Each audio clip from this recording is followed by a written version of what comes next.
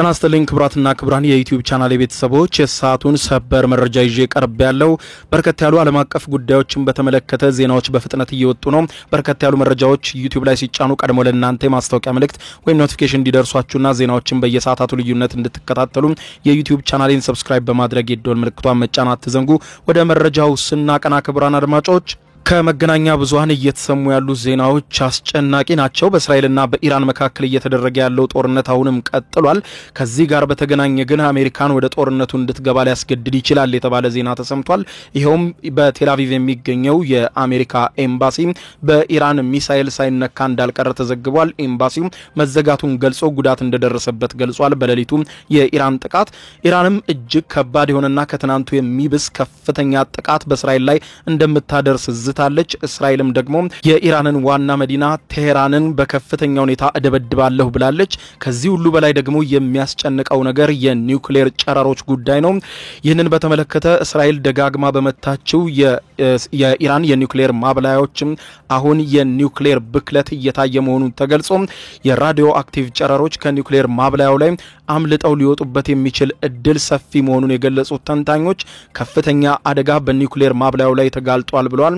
በከፍተኛ ስጋት ውስጥ ሆነን እየተከታተልን ነው ብለዋል። የራዲዮ አክቲቭ ጨረሮቹም እንዳይወጡ ከፍተኛ ጭንቀት ባለም አቀፍ ዙሪያ ነግሷል። ይህ የራዲዮ አክቲቭ ጨረሮች የሚወጡ ከሆነ ደግሞ ምናልባት በቀጠናው ላይ ባሉ በሰው ልጆች ላይ ከፍተኛ አደጋ ሊያደርስ ይችላል ተብሏል።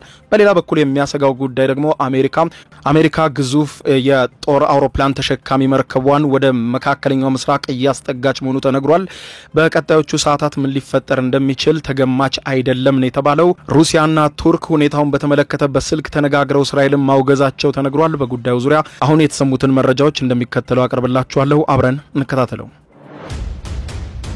ሰበር ዜና በውጥረት ውሎ እያደረባለው በመካከለኛው ምስራቅ እስራኤል የኢራንን የአየር ክልል አሁን ሙሉ በሙሉ ተቆጣጣሪያለው በማለት ስትገልጽ የኢራኑ ፕሬዝዳንት ዜጎች ወንጀለኞችን እንዲጋፈጡና እስራኤልም እስካሁን ካየችው በላይ ከፍተኛ የሆነ ጥቃት በዛሬው ዕለት እንደሚጠብቃት መዛታቸው ተሰምቷል። ምንም እንኳን ከኢራን በኩል እስካሁን ማረጋገጫ ባይገኝም የእስራኤል መከላከያ ኃይል ቃል አቀባይ እስራኤል የኢራንን የአየር ክልል ሙሉ በሙሉ መቆጣጠሯን ሲገልጹ ብርጋዴር ጀነራል ኤፊ ፍሪን ለመገናኛ ብዙሃን በሰጡት መግለጫ ላይ የኢራን 1/3 የምድር ለምድር የሚሳኤል ማስወንጨፊያን አውድመናል ሲሉ ተናግረዋል። የእስራኤል ጦር ከ120 በላይ የሚሳኤል ማስወንጨፊያ ማውደሙን ገልጾ እስራኤል ባሳለፍነው አርብ ዕለት ጥቃት መሰንዘር ከጀመረችበት ጊዜ አንስቶ ኢራን ከያዘችው አጠቃላይ ማስወንጨፊያ ውስጥ 1/3ውን አውድመናል ይቀጥላል ብለዋል። በዚህ እንዳለ ደግሞ የኢራኑ ፕሬዝዳንት መሱድ ፔዚሽኪያን ዛሬ ረፋዱን በሰጡት መግለጫ ኢራናውያን የገጠማቸውን የወንጀለኞች የእስራኤልን ጥቃት በጋራ ይጋፈጣሉ በማለት ገልጸው በአንድነት እንቆም፣ ከባድ እርምጃ በእስራኤል ላይ እየወሰድን ነው፣ እስካሁን ከወሰድነው የበለጠ እርምጃ ደግሞ በዛሬው ዕለት እስራኤል ይጠብቃታል ብለዋል። ጠላት ኢራንንና ህዝቦቿን በግድያና በሽብር ሊያጠፋቸው አይችልም። ከእያንዳንዱ ከታለሙ የእስራኤል ጥቃቶች ጀርባ ዓላማ አንግበው መንገዱን የሚቀጥሉ በመቶዎች የሚቆጠሩ ጀግኖች አሉን በማለት የገለጹት መሱድ ፔዚሽኪያን ሀገራቸው ኢራን የኒውክሌር የጦር መሳሪያ ለመታጠቅ ባትፈልግም ነገር ግን ከኒውክሌር ኃይልን ህዝቦቿን በሚጠቀም ምርምርና የኃይል ምንጭነት የመጠቀም መብት አላት በማለት ቃል በቃል ገልጸዋል። ጦርነት እኛ ሄደን አልጀመርንም ያሉት መሱድ ፔዚሽኪያን ጦርነቱ የተከፈተብን በግዛታችን ተቀምጠን ሳለ ነው። ስለዚህም የተከፈተብንን ጦርነት በተገቢው መንገድ እንመልሳለን ብለዋል። ዛሬ ሌሊቱን አድርሰን የነበረው ጥቃት እጅግ ከባድ እንደነበረ አይተናል። መገናኛ ብዙሃንም ይህንን በግልጽ እያሳዩ ነው በማለት ገልጸው እስራኤል በዛሬው ዕለት ደግሞ የሚወሰድባት እርምጃ እስካሁን ከታየው በላይ እጥፍ ድርቡ ነው በማለት ገልጸዋል። በሌላ በኩል የኢራንና እስራኤልን ውጥረት በከፍተኛ ሁኔታ የሚያስፋፋና አስፈሪ ነገርም ተከስቷል። ይሄውም አሜሪካ ጣልቃ እንድትገባ የሚያስገድድ ነው። አሜሪካ ግን በሁኔታው እስካሁን ድረስ ይሄ ነው የሚል አስተያየት አልሰጠችም። ይዘገባ እስከተጠናከረበት ሰዓት ድረስ ይሄውም ከዚህ ቀደም አሜሪካ አስታውቃ እንደነበረችው በአሜሪካ ኤምባሲ፣ በአሜሪካ ተቋም፣ በአሜሪካ የጦር ሰፈር በየትኛውም የአሜሪካ በሆነ ነገር ላይ ጥቃት ከተሰነዘረ ጦርነቱን እንደምትቀላቀልና ከእስራኤል ጋር ሆና ኢራንን እንደምትዋጋ አስታውቃ ነበር። ሌሊቱን ኢራን ባዘነበችው ከባድ ሚሳኤሎች በእስራኤል ዋና መዲና በቴል አቪቭ የሚገኘው የአሜሪካ ኤምባሲ ጉዳት እንደደረሰበት የመገናኛ ብዙሃን ዘገባ እያመለከቱ ነው። ቀላል ወይም መጠነኛ የሚባል ጉዳት የደረሰበት የአሜሪካ ኤምባሲ ኤምባሲው መዘጋቱን በዛሬው ዕለት ያስታወቀ ሲሆን ጉዳት እንደደረሰበትም ኤምባሲው ገልጿል። ከዚህ ጋር በተገናኘ አሜሪካ ጉዳዩን በቅርበት እየተከታተልኩ ነው ከማለት ውጪ የሰጠችው ይፋዊ መግለጫ የለም። ነገር ግን አውሮፕላን ተሸካሚ የሆነው የአሜሪካ የጦር መርከብ በፍጥነት ከሳውዝ ቻይና ባህር ለቆ ወደ መካከለኛው ምስራቅ እያቀና እንደሆነ ተነግሯል። በላዩ ላይ እጅግ በርካታ አውሮፕላኖችን መሸከም የሚችለውና በጦርነት ጊዜም ተዋጊ አውሮፕላኖችን ከላዩ ላይ ማስነሳትም ማሳረፍም የሚችለው ግዙፉ የአሜሪካ የጦር መርከብ በፍጥነት ከሳውዝ ቻይና ባህር ወደ መካከለኛው ምስራቅ እየገሰገሰ ሲሆን በቀጣዮቹ ሰዓታት ምን ሊፈጠር እንደሚችል ማንም አይገምትምም ተብሏል። በሌላ በኩል የዓለምን ጉዳይ ሰቅዞ ያዘው ደግሞ ከኢራን የኒውክሌር ማብላዮች ሊወጣ የሚችለው የራዲዮ አክቲቭ ጨረር ጉዳይ ነው። ዛሬ የዓለም አቀፉ የኒውክሌር ተቆጣጣሪ ኤጀንሲ በኢራን የኒውክሌር ተቋም ውስጥ የብክለት ስጋት እንዳለ ባወጣው መግለጫ አስታውቋል። በኢራን ዋና የኒውክሌር ማበልጸጊያ በሆነው በናታንዝ ተቋም ላይ እስራኤል በአየር ድብደባ በመመላለስ እየፈጸመች በመሆኑ የራዲዮሎጂና የኬሚካል ብክለት በአካባቢው እንደሚኖር የዓለም አቀፉ የኒውክሌር ተቆጣጣሪ ኤጀንሲ ዋና ዳይሬክተር ዛሬ ረፋዱን ባወጣው መግለጫ አስታውቋል። የተቋሙ ውጭ ያለው የጨረር መጠን በአሁኑ ጊዜ መደበኛ ነው፣ በጭንቀት ሆነን እየተከታተልን ነው ብሏል ኤጀንሲው። የዓለም አቀፉ የኒውክሌር ተቆጣጣሪ ኤጀንሲ ዋና ዳይሬክተር የሆኑት ራፋኤል ማሪያኖ ግሮሲ እንደተናገሩት ከሆነ ዩራኒየም ወደ ሰውነት ውስጥ ከተወሰደ ወይም ከተተነፈሰ ከፍተኛ የጨረር አደጋ ያስከትላል ብለዋል። ሆኖም ግን ይህንን አደጋ በተቋሙ ውስጥ እንደ መተንፈሻ መከላከያ ያሉ ተገቢውን የመከላከያ እርምጃዎችን በመውሰድ ውጤታማ በሆነ መንገድ መቆጣጠር ይቻላል በማለት አክለው እስራኤል ከደበደበችው ከናታንዝ የኢራኑ የኒውክሌር ማብላያ ተቋም ውጪ ያለው የራዲዮ አክቲቭ መጠንን በጭንቀት ሆነን እየተከታተልን ነው፣ ሳይለወጥ እስካሁን በመደበኛው ደረጃ ላይ ይገኛል፣ ነገር ግን የመበከል ምልክቶች ይታያሉ ብለዋል። በህዝቡ ወይም በአካባቢውም ላይ እስካሁን ምንም አይነት ውጫዊ የጨረር ተጽዕኖ አለመኖሩን ያሳያል፣ ነገር ግን ይህ ቀጣይ ስለመሆኑ ማንም እርግጠኛ አይደለም ብለዋል። ግሮሲ ይህንን የተናገሩት የተባበሩት መንግስታት ድርጅት የኒውክሌር ተቆጣጣሪ ቦርድ አስቸኳይ ስብሰባ ላይ ሲሆን ስብሰባው የተጠራው በሩሲያ ጥያቄ መሰረት እስራኤል በኢራን የኒውክሌር ተቋማት ላይ የፈጸመችውን ጥቃት ላይ ለመወያየት ነበር። በተጨማሪም ከቅዳሜ ወዲህ በናታንዝና በኢስፋሃን የኒውክሌር ምርምር ጣቢያ ላይ ተጨማሪ ጉዳት እንዳልደረሰ ተጠቅሶ ነገር ግን እስራኤል አሁንም ፍንዳታውን መቀጠሏ ምናልባትም በተቋሙ ላይ በቀጣይ የሚያደርሰው ጥቃት በኢራን ላይ ብቻ ሳይሆን በቀጠናው ላይ ኢራንን ተጎራብተው ከሚገኙ ሀገራት በሙሉ ከፍተኛ የሆነ ጭንቀት የሚያነር ይሆናል። የራዲዮ አክቲቭ ጨረሮቹ አምልጠው ከወጡ በእርግጥም በአካባቢው ላይ የሰው ልጅን ሁሉ የሚጎዳ በመሆኑ ዓለም በጭንቀት ሰቅዞ የሚከታተለው ሆኗል። በሌላ በኩል የእስራኤልም ሆኑ የኢራን መገናኛ ብዙሃኖች በግልጽ እያስተላለፉት እንዳለው ኢራን ሌሊቱን ፈጽመው በነበረው ተከታታይ የሚሳኤል ጥቃት በእስራኤል ላይ ከባድ ጉዳት መድረሱም ተነግሯል። ኢራን ሌሊቱን በፈጸመችው ጥቃት 5 ዜጎቿ ከተገደሉና በርካቶች ከቆሰሉ በኋላ እስራኤል የኢራንን ዋና ከተማ ቴሄራንን እንደምትደበድብ በመከላከያ ሚኒስትሯ በኩል ዝታለች። የእስራኤል ዋና መከላከያ ሚኒስትር የሆኑት ኢዝራኤል ጋንትዝ እንደተናገሩት የኢራንን አቅም እያዳከመ ያለው ሰራዊታችንን ከሚፈጽማቸው ጥቃቶች ለማደናቀፍ ኢራን ከባድ ጥቃት እየፈጸመች ነው በማለት ገልጸው ነገር ግን ይህ ጉዳይ በቀላሉ የሚታለፍ አይደለም በማለት ዝተዋል።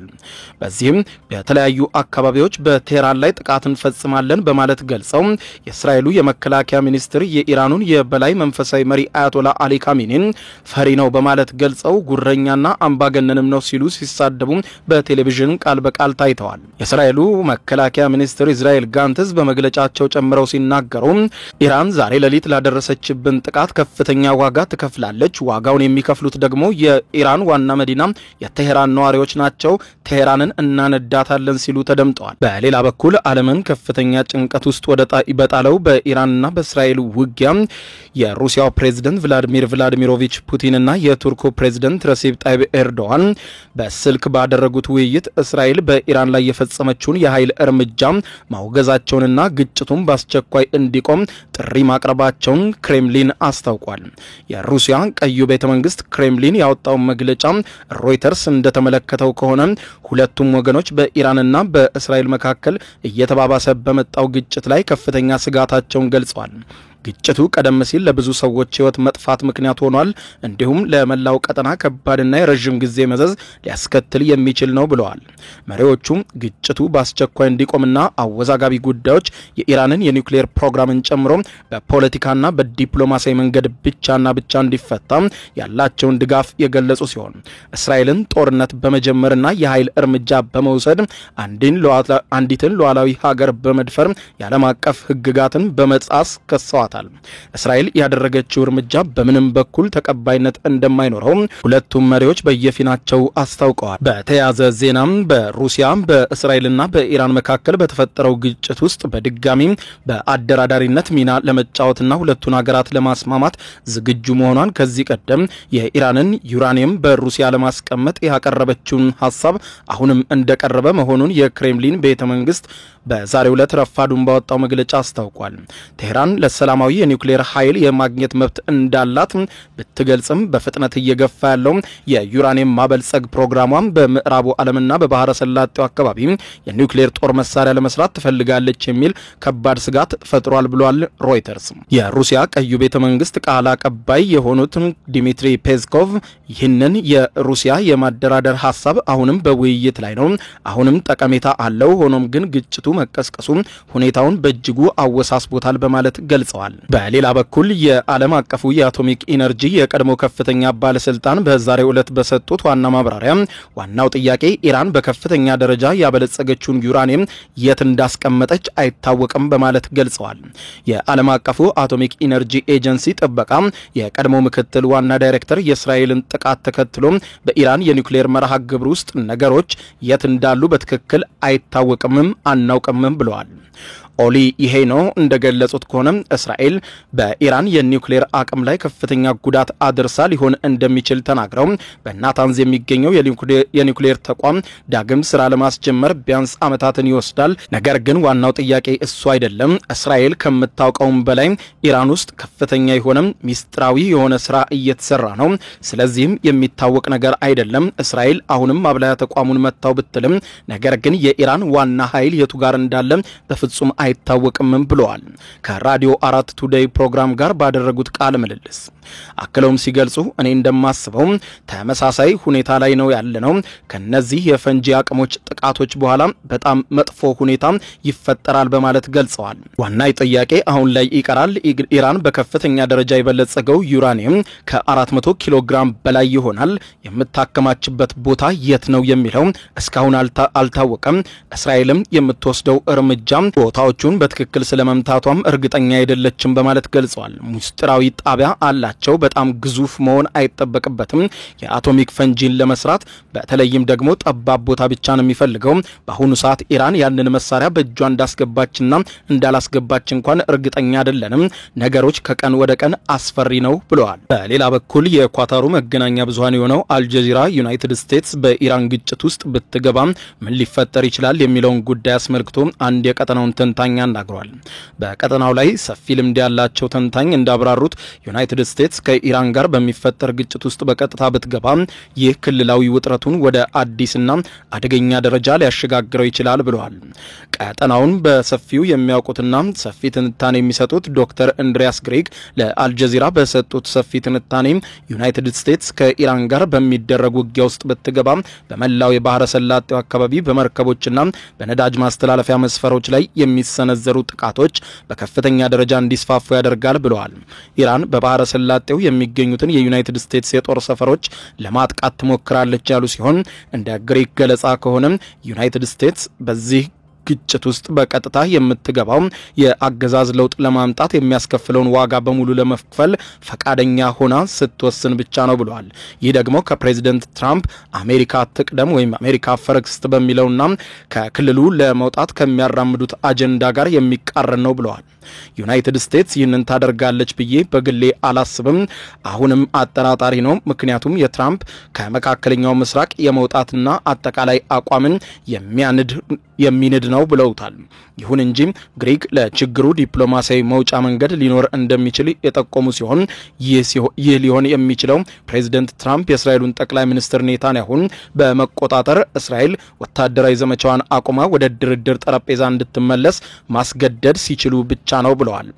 እስራኤል ያለ አሜሪካ እርዳታ ምንም ነገር ማድረግ እንደማትችል የገለጹ ሲሆን አሜሪካን እንደምትሰማ ገልጸው አሁን ኳሱ በትራምፕ እጅ ላይ ነው ብለዋል። ይህ ሲሆን ኢራን ድል እንዳገኘች አድርጋ ለራሷ ማቅረብ መቻል አለባት፣ እንዲሁም ኔታንያሁ በአሜሪካውያን ቁጥጥር ስር እንደሚቆይ ማመን ይኖርባታል በማለት ግሪክ የትንታኔ ሐሳባቸውን መደምደማቸውን አልጀዚራ ዘግቧል። ክቡራን አድማጮች ለሰዓቱ ብታደምጧቸው መልካም ናቸው ያልኳቸው አጫጭር መረጃዎች እነኚህ ናቸው። ከሰዓታት በኋላ በሌላ መረጃ ተመልሰን እስከምንገናኝ በያለንበት የዓለም ዳር ቸር እንቆይ።